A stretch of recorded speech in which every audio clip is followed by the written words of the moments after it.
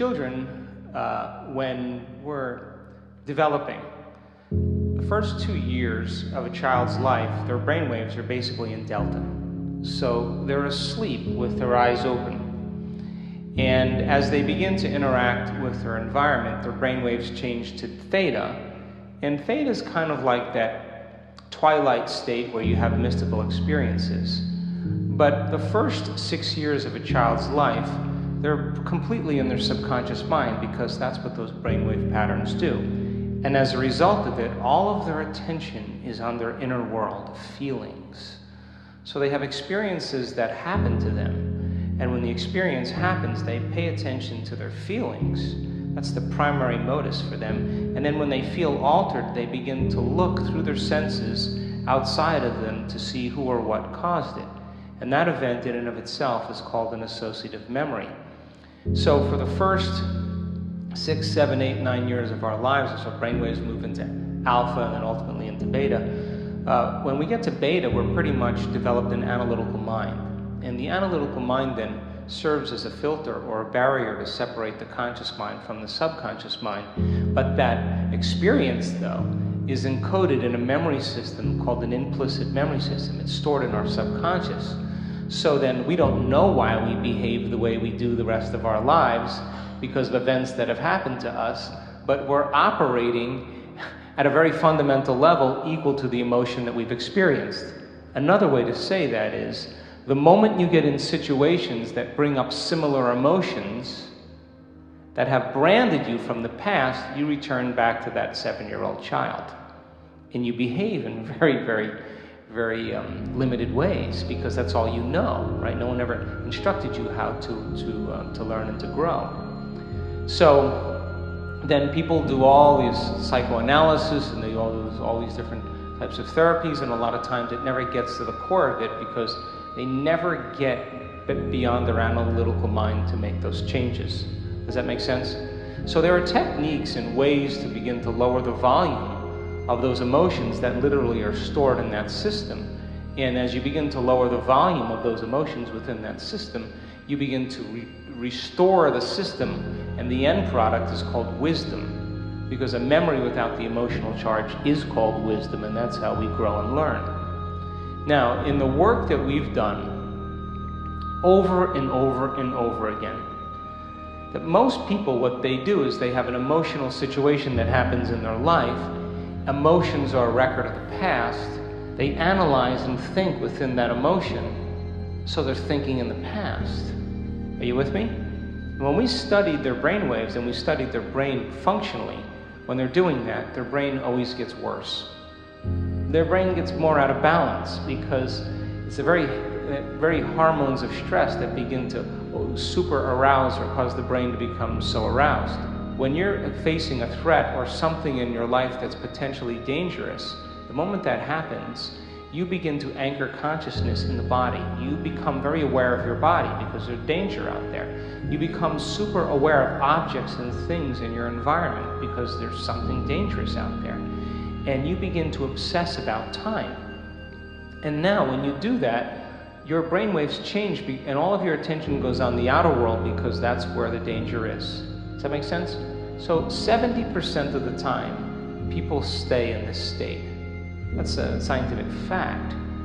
So then, when we've studied people in altered states, we saw that when they're analyzing their life, what do I do? Should I do this? Should I do that? Within the emotion of whatever it is that keeps them anchored to the past, they never really produce a change. But we've seen, without a doubt, over and over again, that when a person goes into an altered state, when they go within, and they become nobody, no one, no thing, nowhere, and no time, that's the moment they become pure consciousness. That's the moment they're no longer associating in this space and time, and they just walk through the door to the quantum field.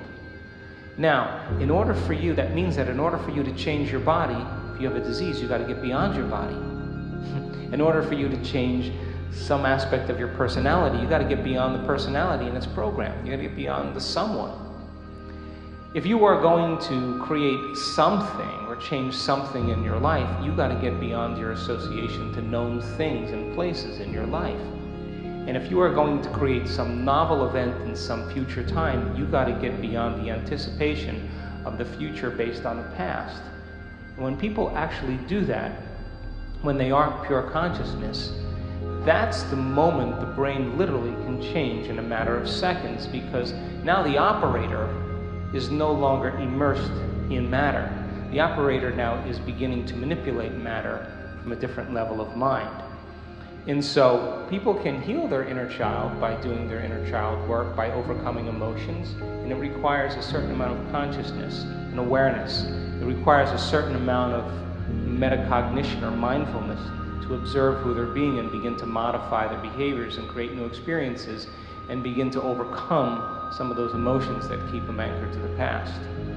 But in order to do it in a very quick way, we've seen this over and over again, that people have to get beyond their body, their environment, and time. That's when they all of a sudden consciousness becomes the epiphenomenon of matter, and a person can have an instantaneous experience that changes them because they're now already in the operating system. And I'll show you some brain scans that will probably floor most of you, because these are not nuns, these are not Buddhist monks, these are not academics, these are not Kabbalistic rabbis.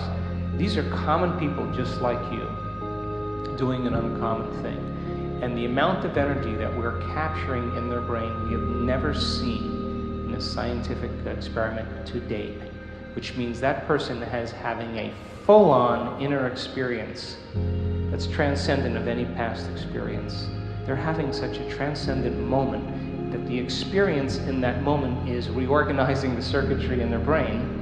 And the end product of the experience is called an emotion. They're feeling awe and wonder and love and joy, and they're signaling new genes in new ways. And that's the moment the past is literally washed out of the body. And we've seen tumors change, we've seen uterine fibroids go away, we've seen anxiety, depression, we've seen MS, lupus, we've seen it change in one instant when the person literally connects that deeply to the power within them. And that's the moment that the rewiring process can happen instantaneously. Now, that doesn't always happen that way. Other times, you got to stay at it. People who have done our work have done their meditations for 3 years. It took them 3 years to heal their condition. But you know what? They wanted that healing more than their sleep. They wanted that healing more than their social engagements. They wanted that healing more than their morning coffee. They wanted that more than anything else. And they wanted to connect with the divine every single day, and they wanted to drink from a deeper well. And they said, I don't want breakfast, I don't want coffee, I don't want my cell phone, I don't want my internet, I want you, power within me. We have a date, and I am going to commune with you, and I'm going to connect with you, and there's nothing else that matters more in this moment than that. And every day they overcame a little aspect of themselves, surrendered a piece of the limited self to join the greater self. And sure, it was hard, and sure they had doubts, and sure they were uncertain, and sure they didn't feel like it certain days because they were facing a very serious condition. But every day they did it. And after a period of 3 years, and they overcame that disease or that condition or whatever, you ask that person, what about that condition or disease? They'll tell you, it was my greatest teacher. What about your father who was an alcoholic and was abusive? That was my greatest lesson. Because what if you think about your father now? Do you have any charge? No.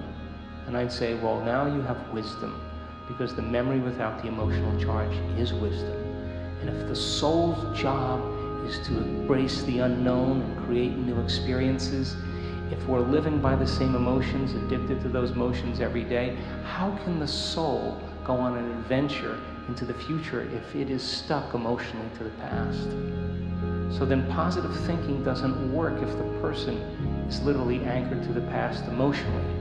And so when people begin to open their heart, we've got enormous amount of data to show how powerful you are and how connected you are to the person on the other side of the room when you open your heart, how it affects that person. We've measured this, that you are bound in an invisible field beyond space and time, but not when you're feeling anxious, not when you're feeling angry, not when you're feeling frustrated, not when you're judgmental.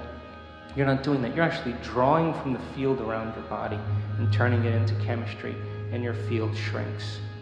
But when you open your heart and you begin to breathe through that center, and it's safe to open up, the field around your body can be 9 meters wide.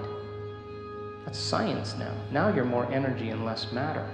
And that non-local phenomenon begins to have an effect on everybody that you've ever interacted with. So then, we know that when people begin to unmemorize those emotional states and they lower the volume to them, the emotion is what's signaling the gene in the wrong way. And if the emotion is a record of the past, the moment the person overcomes that emotion, they're free now to create a new future. And according to the religious model, they're born again in the same life.